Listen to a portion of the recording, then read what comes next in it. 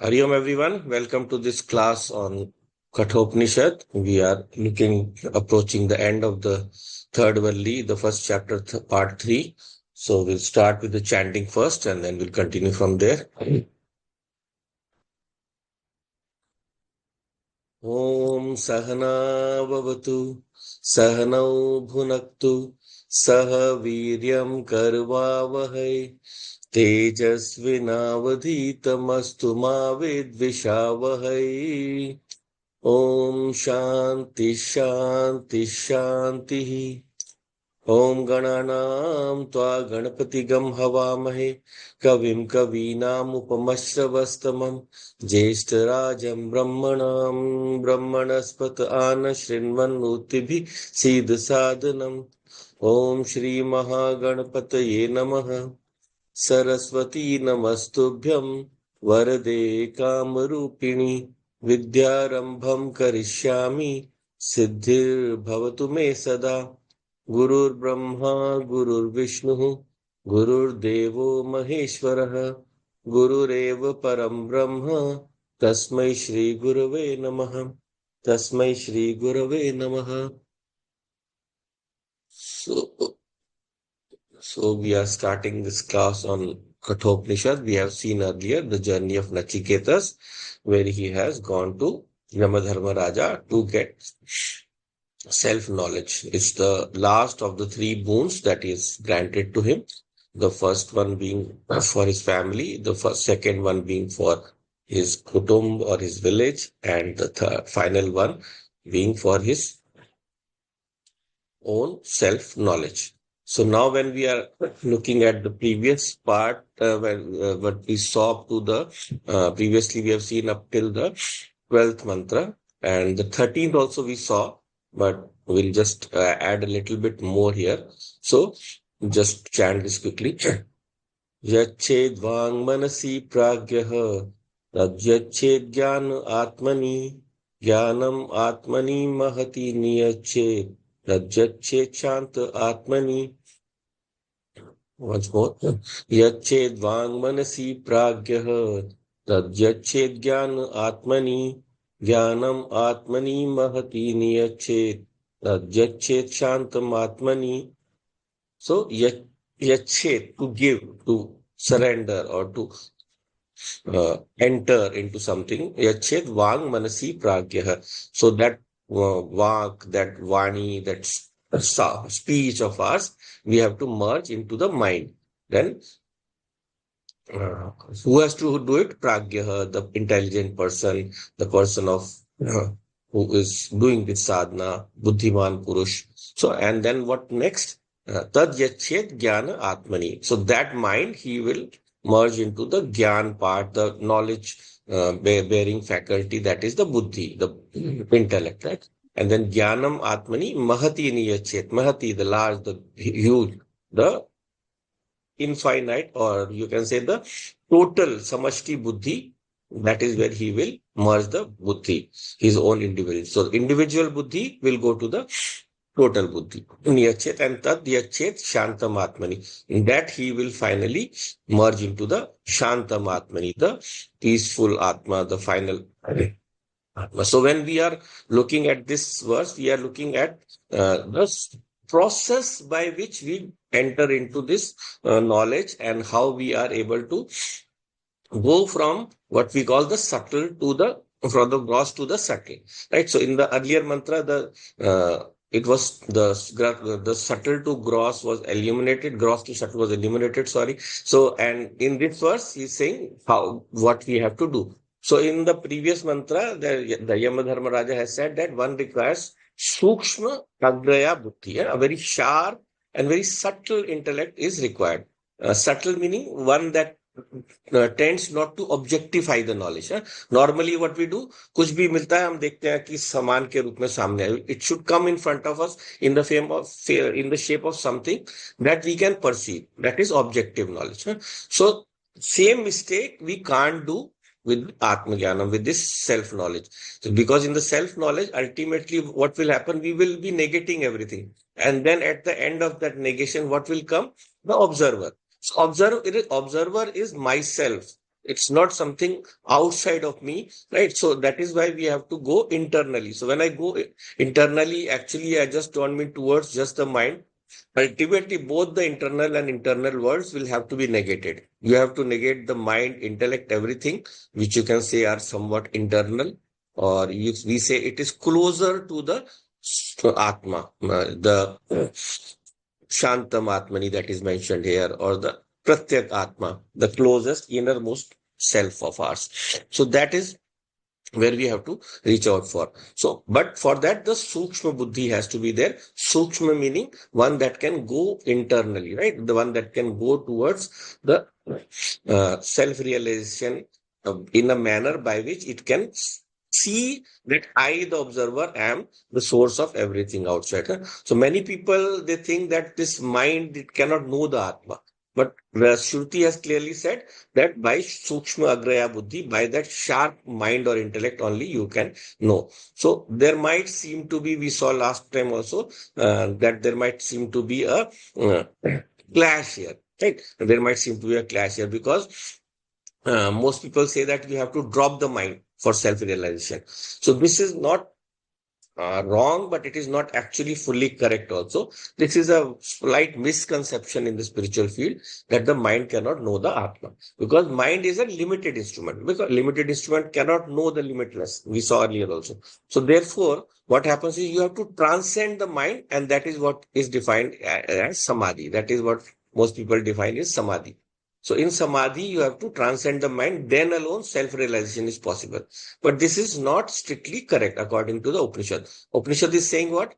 It clearly says you cannot transcend the mind. You cannot drop the mind. Because without the mind, how will the thought come? Thought has to be there. Even the thought of Atmajnanam, Aham Brahmasmi, even till its last stage, it has to be there in the mind. Man mein hi aayega. So if it has to be in the mind, then you cannot transcend the mind, but drishyate tu agraya buddhaya, through buddhi alone you have to know. So here Shankaracharya Bhagwan also has raised this question in the Bhashyam also. He says that in scriptures, elsewhere also it is said that the mind cannot know the Atma. And now here you are saying that the mind alone has to know the Atma. So if isn't it a contradiction? So like in Keno Upanishad we have, so yan manasa na manute. And then we have later in Kenoprishad, na tatra chakshu gacchati, na vag gacchati, no manaha. So essentially the Upanishad is saying this is Atma Jnanam cannot be meditated upon by the mind. And na tatra chakshu, for that, towards that Atma, the chakshu, the sight cannot go, or my or sense organs cannot go. Na vag gacchati, my vani, my speech cannot go. I cannot describe it. And no manaha, the mind also cannot go. Then again in Taittiriya Upanishad also it is said, Yato vacha nivartante aprapyam manasasaha. So there the mind and the speech, they go and they come back empty-handed.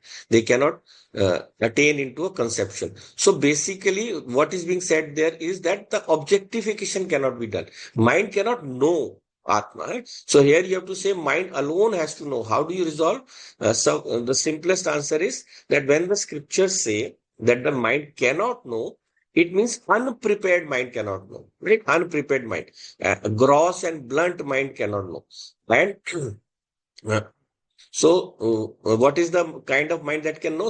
Agraya Sukshmaya Buddhi. So, where the Buddhi alone is ready to know this. So buddhi means a buddhi that can negate all the objects outside and understand the Atma as the observer. That is what the buddhi has to do. That is the job of the mind or the buddhi. All you can consider as one antakaran. So this thing later on, it is also said in other Upanishads also, like in Brihadaranyaka Upanishad, it says, Manasa eva anudrashtavyam. My mind alone, that revelation of the Atma, that anudrashtavyam. Anu means something that follows later, something that comes later. Like Anuj is a younger brother, no? He came after the older brother. So Anuj. So something that will be that will follow. Once the mind is prepared, then that drashtavyam, that anudrashtavyam is going to follow. It's going to come. Or in Mundak Upanishad also it is said, Esho Anu Atma Chetasa Veditavya. That subtle Atma, that subtle soul or consciousness, it can be known by the buddhi, yeah, the sukshma buddhi, chetasa veditavya, it can be known. So, what is the conclusion we are reaching? Mind alone has to know, but by prepared mind. So, therefore, we can say our slogan is mind cannot know, but the unprepared mind cannot know. Prepared mind can know the Atma. Or prepared mind can, you can say, conceptualize the Atma. That is the exact word. So, now, how the next question is how to get the prepared mind, how to get this agraya, sukshmaya, buddhi. So, for that, so many sadhanas are said. Here, the teacher is emphasizing the meditation as a method for preparing the mind.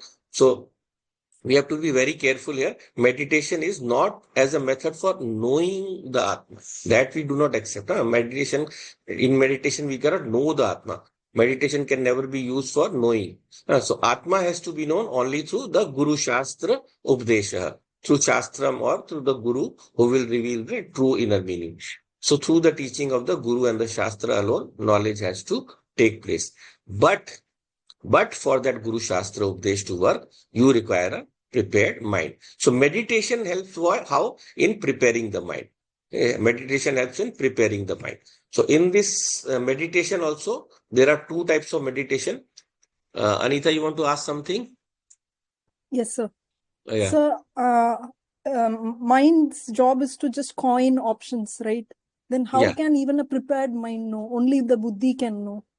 Yeah, you can take mind and buddhi together. Options are given by the mind. Here we take the mind as a total. There is one, you can say, antakaran. When it does the job of coining the option, then it is mind. When it does the job of deciding on those options, it is buddhi. We call it the nischayatmika buddhi. So I'm using those terms interchangeably. You can understand it this way, that together they do this job, right? So what will happen is, the mind initially will, through Shastra, learn to negate everything. Whatever I see or whatever I experience is not me, right? And also whatever I experience is mithya or maya, right? So now whatever I experience, whatever I experience is not real, then what is the Atma? Atma is the observer of all of these, the observer. So that subtle shift from objectification to subjectification, that is the prepared mind.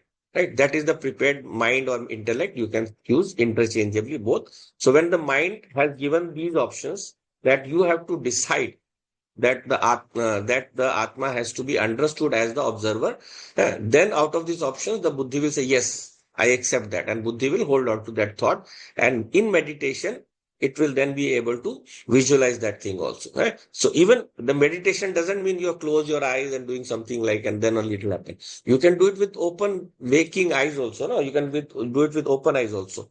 Your conception is clear. You can meditate on it and understand. Right. So in this way, coming back to what we were saying, so for this knowledge has to come through Guru Shastra Updesh, and for that the prepared mind is needed. So meditation is needed.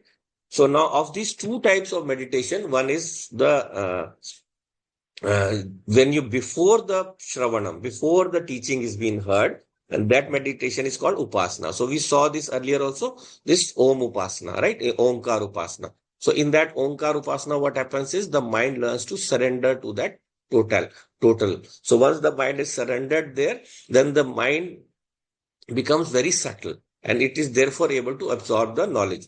So that is why Yamadharmaraja has initially itself revealed that thing. Right? He revealed that this is how you prepare it, learn to hold on to Om.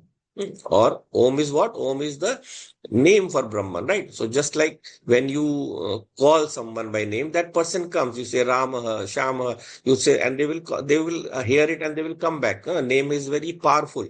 So when name is attached to an entity, that entity itself awakens. Similarly, Om is a name for Brahman. So when we chant Om, we awaken Brahman, and he reveals this knowledge of Aham Brahmasmi to us, right? So first of all, the knowledge has to be read in Shastra, but Om will then intimately reveal to us when we focus inwards, right? So then one is this, we saw the before Shravanam, the Upasana. It can be different kinds. Right? It can be Japa, it can be Manas Puja, Manas Japa, Manas Parayanam, all Upasanas. So many Upasanas are given in all the different Upanishads also. So they will make the mind sensitive, subtle. Just try it sometime. Huh? I'm just telling you as an example. Whenever you do some meditation, let's say early in the morning, sit down, meditate for 5, 10, 20 minutes. And when you are going really deep in there, then the throughout the rest of the day, your mind will naturally feel alert. You will be able to do things better. You will be able to, and even you will not feel drowsy much. Sometimes a lot of people, they do meditation for hours, so they will meditate for 1 hour, 2 hour, 3 hour, and then they will sleep for maybe 3, 4 hours, and yet they are able to function through the whole day very well. So that is what meditation gives to you. It gives you tejas. It gives that fiery, burning power to your mind so that it can totally, destroy all any kind of obstacles that come in the way. So that is how we have to approach this meditation. Whenever we sit down, like the normal routine we have, we first sit down, we do the breathing exercise, we do the pranayam, then we close our eyes, then we pick up any of the Maha Mantras, keep it in the back of the mind, start with the chanting of the Om, then slowly from the visible chanting, we go to the mental chanting, then slowly drop the mental chanting so that we just listen, right? And then we listen, and then slowly we next hold on to that higher thought, that I am Brahman, or any kind of Upanishad mantra that reveals the similar thought. And then once that thought remains, it starts churning in the mind, then I slowly go into a state where all the knowledge that I have been unclear about, it will start, flowing through my mind. So what is happening there? We saw Mahati Niyachet. I am connecting to the total intellect. And once that connection is there, the knowledge starts to pour in a stream. It's like a floodgate has opened, right? And once that has opened, then no. But even if initially that floodgate thing or that flash of knowledge, it doesn't happen, still what will happen is a calmness, a peace will descend on you, right? And then finally, when you come out of your meditation slowly, according to the process, right? You imagine that you are massaging your whole body through the thought. And then slowly, you rub your hands, put your warm hands to your eyes, and then slowly open your eyes. So that full process. Maybe one day we'll do it, right? Maybe we can do it for at the end of the class also for a few days. We can try it, 10 minutes of meditation, if all of you are okay with that. Because I think we have covered the basics of Vedanta to know that whatever we need to know before going into meditation, I think most of you know by now, right? So we can do that. So now, so this person with prepared mind, he's coming for after Upasana, then he will, through Shravanam itself, directly the knowledge will dawn upon him, right? But suppose that Shravanam is not done, huh? Someone is trying to come through the back door, and then he comes without any Upasana. So then here what is said is he will have to do the Nididhyasana, right? Churning the mind over the teaching again and again. So after learning, do meditation. That is, either do before or after. So after learning, you keep on chanting, right? So then the knowledge will not be very clear to you in the class because you have come through the back door without going through the preparatory class. Yeah, so then it's like entering into a higher class without covering the syllabus of the previous class. So therefore, what will happen is the Vedantic study that you have done, you have heard it, you have totally listened to it and maybe even memorized it, but it will remain undigested. किसी कोने में पड़ा रहेगा. It will remain undigested somewhere. And so then the knowledge will be there. You are a scholar, but you are a scholarly sansari. Yeah, you are a sansari state. Previously, you were unscholarly sansari. Now you are a scholarly sansari. Right. So therefore, you will still not be happy, or you will, that anandam will not be available for you. So what will nididhyasanam do? Nididhyasanam will go to the undigested knowledge, which is sitting in a corner, and it will assimilate it and spread it over our entire thought process, our entire system, right?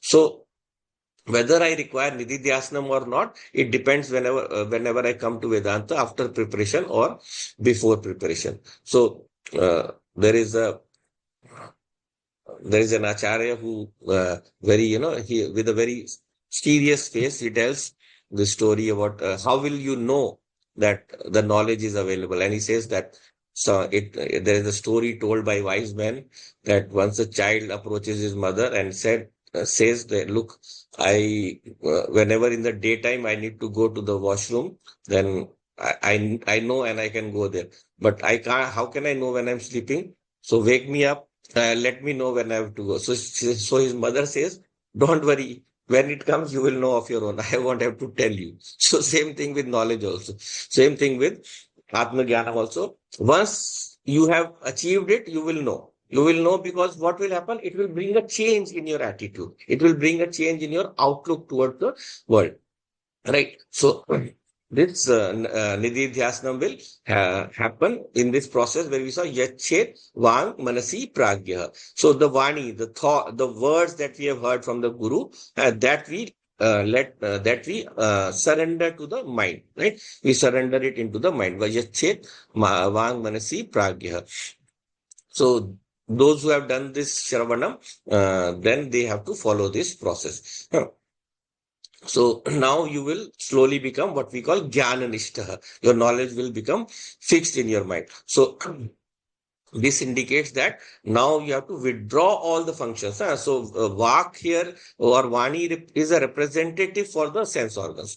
So the Gyan Indriya. So Vak Indriya is what? A Karma Indriya. So deliberately here Karma Indriya is used because all the 10 organs, all the 10 Gyan Indriya and Karma Indriya, they will have to merge into the mind. Right? Because what is required in Nididhyasanam, you have to focus inwards. So all the sense organs have to be muted or calmed down. It's not easy. It takes time. Even the karma indriya are easier to, control. But the jnana indriyas are even more difficult. So usually when you do meditation, you close your eyes. That is one jnana indriya you have some control over. Of the remaining four are very, very difficult. Your ears will remain open. Something you hear, your mind will be diverted towards those things. So it is not going to be easy to control all those jnanendriya. So that can come only through lots and lots of practice, right? Lots and lots of practice will happen, and then only you can merge the sense organs into the mind.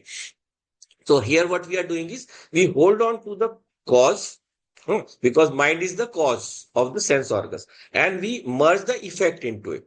So कारण को कार्य में हम लीन कर देंगे. The कार्य, the cause and the effect, we have to merge backwards, so that the cause is now remaining only. The effect is quietened down.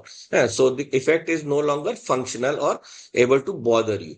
So just like there is a shape of something, and say gold and ornament. So you focus onto the gold only. Don't focus on the shape of the ornament. Shape will always distract us. Just like in Vedanta, you have the very famous example of the snake and the rope. So in snake and rope example, what happens is when a rope is lying somewhere in the dark, semi-dark, you can say, and you suddenly look at it, then what will happen is you will mistake it for a snake or something else also. No, so someone will feel like it's a twig lying in the ground. Someone will feel like it's a water stream that is going there, and so on. So whatever kind of illusion that can happen. So that therefore we will have to be very, very careful that whatever we are observing, we look at the cause.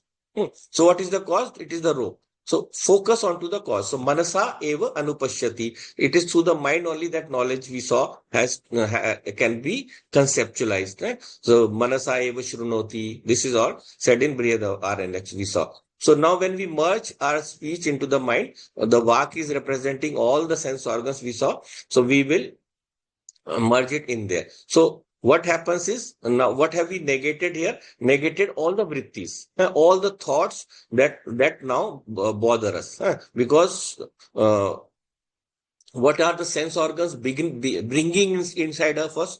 They are bringing these thoughts only, right? They bring the thoughts. Every observation or every experience, it brings a thought into the mind. So we are slowly decreasing the number of thoughts. Some will remain, right? Some will remain because of our samskaras. So because whenever we are whatever we are observing, all of them will not go away. The ones that are held back from the previous experience, they will come. So now, whatever we are merging back, we now add our understanding to it. So there we are bringing the intellect here. So using jnanam or yukti or tarka, logic, or you can say the Mahapurush Vakya, the whatever the wise men have said, then anubhava, whatever your internal experience is. Using that, we keep cutting down the trees of the wrong samskaras. Whatever wrong samskaras are coming up, you cut the tree. The mind will keep bringing up the wrong vrittis. No, what is the wrong vritti? Whenever we try to think about ourselves as Atma, uh, what are we thinking through? We are thinking through the mind and the sense organs. That is how we are trying to grasp this concept. Now, the mind and the sense organs, they will always be associated with the external world. They will always be associated with what we observe around us, right? So it will keep bringing the wrong vritti. So we have to cut that wrong vritti with the opposing vritti. That this, whatever I see is unreal, right? So therefore, we have to keep cutting the wrong vrittis, and therefore, whenever we keep cutting them, then the right vrittis will slowly start settling down in our mind, right? The right vritti is what? Aham Atma iti manyate. So that you have to be very, very careful, because the mind, it is not going to be easily within your control. We say that this is my mind. It is not our mind. The mind is always going out of control. So if it were your mind, it would be in your control, right? So it is not our mind. It is a projection out of us. So therefore, we have to bring it within our control. So we have to constantly watch for any wrong thought, right? So just like if there is a business, so someone put someone in charge, there is a manager. So after some time, he starts, making some money on the side from himself, and you have found him out. So what do? You give him a warning, and you keep on watching him very closely so that he does not get to do it again. So then he will stay in control.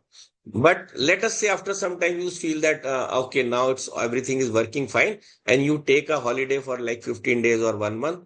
So when you come back, what will you find? Total loss. Because you are not there to watch him. So you have to be constantly watching the mind.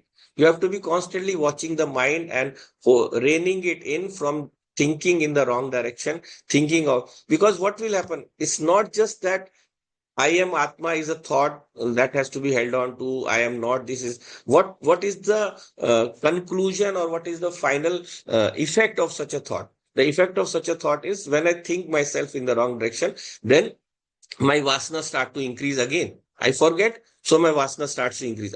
I think of myself as the this body and the sense organs. Then whatever I observe, I get a desire for it. I try to accumulate it, right? So the wise man, he doesn't run after these accumulations, right? Whatever he works hard, he works very, very hard to attain whatever he can.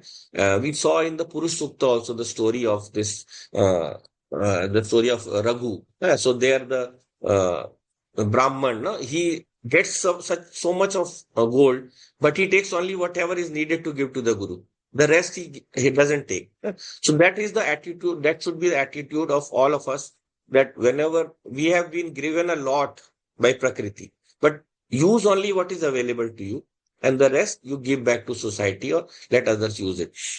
So when this bhava is there, then the Prakriti will not be controlling us. You objects, we are Chetan, we are conscious beings. Yet we let that jada, that non-conscious thing control us. It cannot, logically, it cannot control us. We let it control us. So if we don't let it control us, ever we maintain the thought that I am the conscious being, I am I should be controlling these things, then they will stop. They will lose their power. They will lose the hold that they have over us, right? So that is how we have to control those bhavas, right? So therefore, once you have done that, you might say, "Right, there is another question that will come up. Then how do I do vyavahara? Do I totally stop doing all kind of transactions? No, that is not needed. Once you control the mind, its direction will be proper, and whatever you do will be more efficient. Whatever you do will have better, you will have a better hold of things. What happens in uncontrolled mind? Thinking of 10 different things, you you have to do one thing at one time. So in thinking of 10 different things, it does none of the things. कुछ भी नहीं करता उसमें से. So we waste a lot of time, right? Mind is focused, mind is in control, mind is being watched. It will be able to do whatever is required at the right time, right? So that is how we hold. So also one more thing is there that a lot of people will say, or it is all of us we say that I don't have this experience that I am limitless. I don't have this experience that I am Ananta. This experience we never have actually. So what is happening? As I said, we experience everything through our upadhi, through our conditioning of the mind, body, intellect. Every experience is coming through that. And the instruments, instrument through also. So therefore, we feel limited. So because of that, the experience of limitless is never going to be there. Why? Because every experience is through and about some object. So when I'm experiencing some object, obviously the experience will be of that object, not of the observer. The observer can never be experienced. In fact, you cannot experience the observer. Observer has always to be understood, understood as the uh, witness consciousness, the consciousness that is observing. Therefore, we have to give up whatever, even the higher thoughts, even the higher thoughts of me. Like if you say, I want to do a Tirth Yatra, I want to do Ganga Snanam. So what will do? What will that do for you? That will give you Punyam, because with Punyam you will say, I will go to Swarga. Now, who will go to Swarga? When you think about that, will this body go to Swarga? Who is doing the Ganga Snana? The body is doing the Ganga Snana. So will the body go to the Swarga? No. So the subtle body, the Sukshma Sharir will go. Right? So therefore, all the time my conception is that of myself as either the mind, body, intellect, or Sukshma Sharir or whatever. Right? So because of that, even in the higher thoughts, we have this wrong misconception. The moment we start cutting this misconception, this wrong conception, we will always be able to move in the right direction. Like, whenever we buy a cloth, कोई कपड़ा खरीदने जा रहे हैं, so to buy the best cloth, the good quality cloth, what is the best color what is the best uh, color of cloth that is easier to buy, easier to judge as a good cloth? White, colorless one. Why? Because then you can focus on the texture. But the cloth that has lot of colors, lot of designs, that design that distracts you. It distracts you and you will not be able to judge. But for the one with viveka, the wise person, the one who has experience, in buying a cloth, these old people are elders. They'll just touch a cloth and say, this is not good. You will not buy it. This will not last. So we also can learn that. I'm not saying we can also learn that through experience. It comes through experience. So we have to shift the focus from the outer appearance to the essence, right? Outer appearance to the essence. So that is how we have to shift the focus from the color of the cloth, which is the world of name, form, and color, to the essence, Atma. So that once that attention is, turned inwards by Viveka, that will help us uh, tune ourselves or turn our attention to our true nature. So what is the process for that? We saw earlier also. What is the yukti for that? Abhyasena tu kante vairagya chakriyate. Bhagwan says to Arjuna in Gita. So And we have to keep on doing that abhyasa. We have to keep on doing that practice. So right now, what is happening? No, we still have abhyas. Don't think that we don't have abhyas. But our abhyasa is wrong. My abhyasa is doing maximum things, enjoying myself, doing, holding on to objects, working for objects, collecting objects. So that is why abhyasa is are wrong. So just like no, whenever we sit in whatever posture we sit. We have all have a posture. Some like to sit like some like to sit like they will bend over here. They don't like to sit straight. So that is their habit. So like I don't know if have you anyone of you have traveled in a train. So if someone is traveling in a train with that, you have that three-tier seat, and in between, no, someone will open the seat in the daytime. I want to sleep, and then you cannot sit, your head will be knocking up. But if your habit is to lie down or to sit like teda meda or whatever, then for you it's fine. But if your habit is to sit straight, you will not be able to manage. Same way, if the seat is open and the person who wants to lie down all the time, he will be like, and you will say, "Arey bhai, seedha baith jao, please sit up straight." By your, she said, "No, no, this is comfortable." So we find comfort in our habits. And our habit is we have found comfort in being embroiled in the world. हमारा अभ्यास वैसा बन गया. That is how our habits have become. So once our abhyasa is that way, we have to correct. We have to correct that. Because what will happen when I sit straight, then my spine is right. My different areas will start paining after some time. Unless my a lot of these days, no, people have these back problems and neck problem and whatever. All these are due to wrong posture. So once someone who sits straight, that person will always have less of these problems. And my father will always, when we were younger, "Sida baitho, sit straight." He would always, but sometimes we would feel upset. But now the habit is so well built up that I can't imagine like sitting like all this in this posture. So that is how we have to also build it up in our children or the next generations. So therefore, that correct abhyasa will be there, then there won't be a problem. So right now, what is my abhyasa? That I am this body, I am bound by this world, I am bound in this in this 5, 6 foot body, and my mind controls me. My mind is never at peace. My wife is always fighting. My husband is always fighting. So spouse, you can say. So anyone and everyone we find problems with. Only person we don't find problem with is ourselves. अपने में कुछ नहीं दिखता problem. We never find problem in ourselves. We always find some excuse to put our faults in someone else's pala, we call someone else's side. So unless we learn to understand our fault and learn to rectify them, do that abhyasa, then we will not be able to go in the right direction. So I am Atma, that thought is always available now. Always available to us, that I am the consciousness available. But I have to turn my attention towards it. Someone has to tell me. So unless some Shastra has told me or Guru has told me, then that mind will always be merged into the upadhis. Mind will always be, the mind and buddhi will always be taking up the role of what we call the karta. I am the doer. I have done this. I have done that.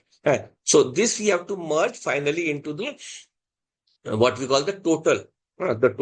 So into the mahati. So that buddhi, which is always thinking of itself as the doer, that buddhi which always thinks that I am the karta, I am the bhokta, so I am a doer, I am the enjoyer, the buddhi, whatever I think that we have to merge into the total buddhi. So what is the total buddhi? There, just I am remains.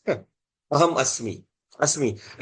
What I am doesn't remain. So in what I am is the what represents all the ajnanam. So what represents I am body, I am intellect, and so on. All my wrong misconceptions I add to am. So I have to focus on just being. I am. That is when I'm merged into the Mahat, the Mahati, Atmani, which is said there. So once that is there, then I will be able to rest or merge into my Swarupa. So Paramatma has revealed his Swarupa in the Vedas. It can be done with a lot of other, learning through Guru and so on, through our own experience also. So once you do that, you will be able to hold on to that thought. Only thing is we have to have shraddha, we have to have very fierce faith that this is going to be beneficial for me. I need to give time for this. It is very easy to give up spiritual pursuits and go for worldly pursuits. That is why you will find very few people entering into this. For most people, the easy way out is the best. Easy way out is taken by them. That is why, even in Hinduism, a lot of Hindus, they are not following our system. Why? Because it is easy not to follow. And they think that by doing that, they are being fashionable or modern or whatever. No, it is not. And some of them go to some other religion where some other things are promised. Yes, you can do whatever you like. You will be forgiven your sin. You just worship the creator and everything will be okay for you. So that is promoting hedonism. That is promoting what we call licentiousness. तो आप पाप को करने का अधिकार दे रहे हो, उसकी वासना दे रहे हो. So that vasana, our system does not allow. So therefore, some people find it difficult and therefore they move away. Unless we follow it, we will never be able to rise up in life. We will be forever wallowing in the mud. हम कीचड़ में पड़े रहेंगे. So we have to rise above that, and therefore we have to take up that teaching or whatever it is and merge it in our heart. So maybe keep understanding. So we have such a wealth of scriptures. Anything you open up. So like Purana. So story time. Let's tell a story. There's a story about Chavan Maharishi. You would have heard about him. Chavan Prash, sabne suna hoga. So Chavan Prash, the one famous for having long life.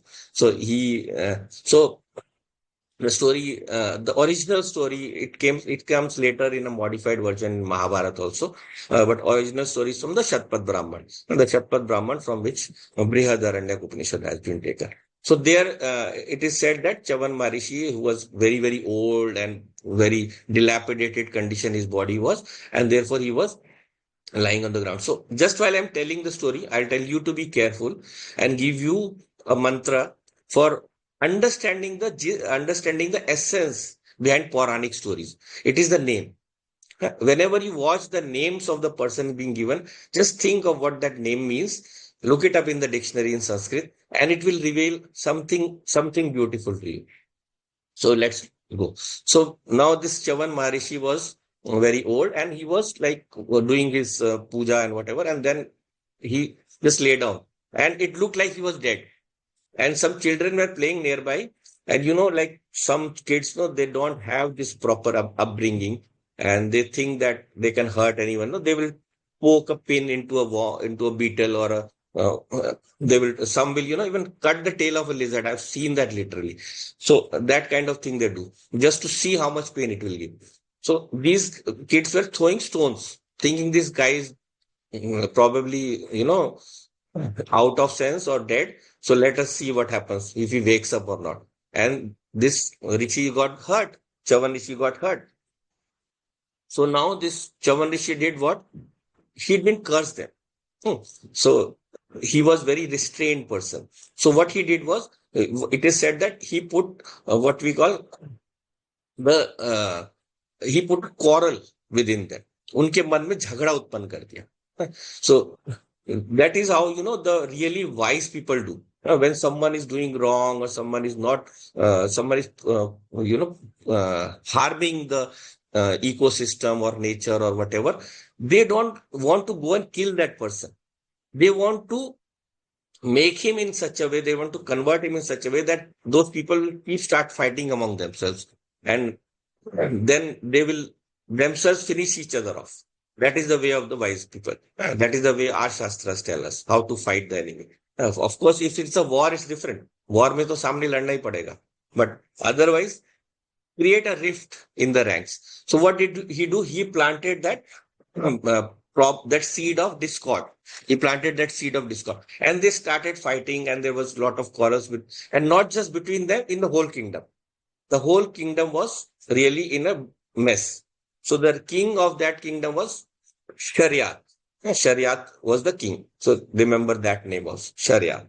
So he was the king of that kingdom, and he saw that what is happening. My kingdom was very well managed. Everyone was so happy. People were not quarreling with each other. So what has suddenly happened? He was very worried.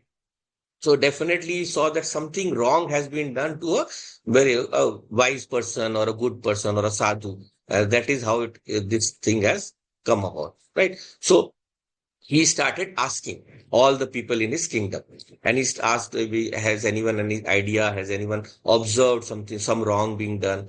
So he did not find anything. Then he thought, maybe I let me go to the forest. I've seen in my city and all, but maybe something happened in the forest. So he went to the forest, and there he asked what the gopalas, the cowherds, and the avipalas, the one who look after the general welfare of the jungle. So Gopala, Avipala, remember that. So he asked them also, and they finally said, yes, we saw your sons hurting this Maharishi. So he said that this has caused a papam. It's called a sin, and this sin is hurting your uh, kingdom, right? So therefore he was very sad, and then he went there, and then his daughter, her name was Sukanya. So he took Sukanya along, and Sukanya said, look father, my the boys have done something wrong. I want to atone for that. So you do one thing, you give me up to the rishi in marriage. Huh. So we'll not go into the rest of the story, but till here. So he ultimately he asked the rishi to forgive him, and he said, "My daughter is also willing to marry you. You can take her." And she ultimately brought back the life for him later on. So it made him young again. So that is the other part of the story. So now what is happening is, after that everything was forgiven, and everything started moving in the proper manner. So who is this Chavana? So Chavana is Cha Iva. Cha is someone chut, someone who has fallen down from grace. And Iva is as if, not really, as if, Iva, Jaise. So Chavana Rishi represents the Jiva who has fallen down from his position in the position as the Atma, right? So that is how we have to understand our Jiva Atma also. We have fallen down from our true nature, and we have to rediscover our true nature and go back to it. And once we discover that, we will be able to attain final liberation or moksha, or the escape the bondages that we have put ourselves into, right? So therefore this what was this Chavana Rishi? He was very old, Jeerna. So we are also through our anek janma samprapte, all the samskaras of our previous lives, we have become Jeerna, we have become weak, we have become old because of that. So therefore he was very old. So now who did he interact with? The boys. The boys did what? They give him pain. So that represents the raga and dveshas of the world. That represents the raga and dvesha of the world. One more thing, in the Brahmana also it's given that this Chavana Rishi was the son of two fathers. So in those days, someone would be the original fathers, one would be the one who would take up the upbringing of a child. So he's said to be the son of Angiras and Brigu. Angiras and Brigu. So now Brigu represents Bharjane, the one who is forever roasting in the problems of the world, burning. And Angiras represents the real essence, the Ananda, the joy. So, so now the Jiva, when he thinks of himself as trapped in the world, he is the son of Brigu. He is forever roasting in his problem.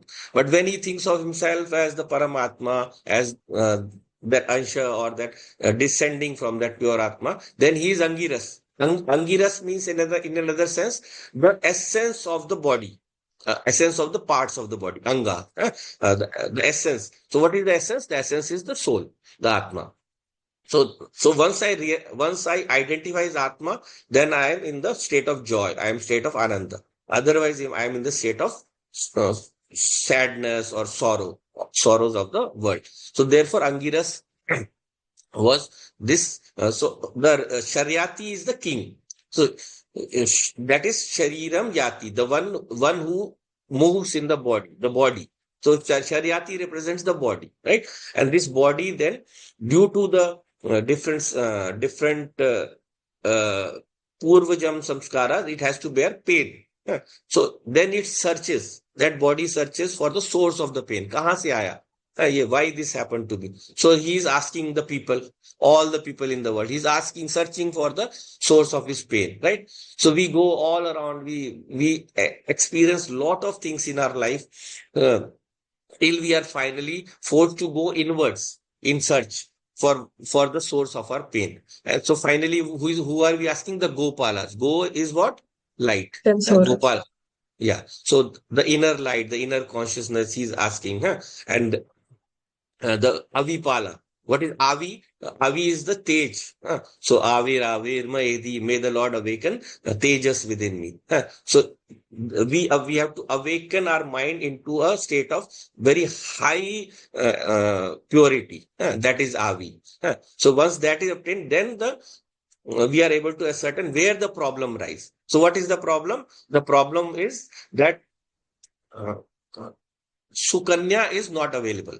Sukanya represents Uttam Buddhi. Uttam Buddhi is not available. So once Uttam Buddhi is available, then finally the Jeev is liberated. Then he is happy. Then all the problems are resolved.